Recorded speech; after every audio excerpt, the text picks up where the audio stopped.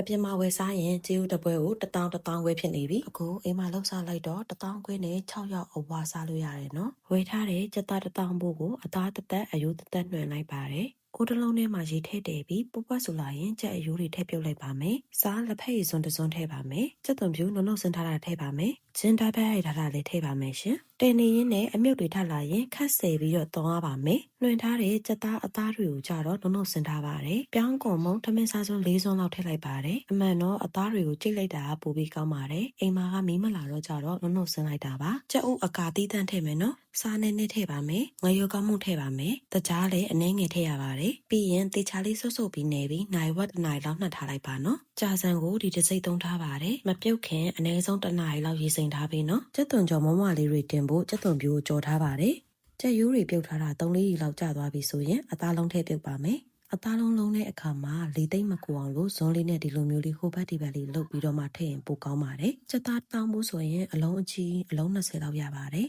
စီချက်ထဲထည့်ဖို့ပဲငင်ပြားရဲ့အပြစ်ကိုဟင်းရည်နည်းနည်းနဲ့ရောထားလိုက်ပါတယ်အယောင်လှဖို့အတွက်ပါနော်ဒါဆိုရင်ပွဲပြင်ဖို့အတွက်စီချက်ရဲ့ကြက်သွန်ပြူကြော်ထားတာရဲ့ပဲငင်ပြားရဲ့အပြစ်ရဲ့ပဲငင်ပြားရဲ့အကျဲရဲ့အစံစစ်ဖြစ်နေပါပြီတပွဲစာအတွက်ကြာစံအရင်ပြုတ်ပါမယ်အရွက်အတွက်အုံမုံညင်းပြုတ်ထားပါတယ်တပွဲစာပြင်မယ်နော်ပဲငင်ပြားရဲ့အပြစ်ထည့်ပါမယ်တစုံလောက်ဆိုရပါပြီ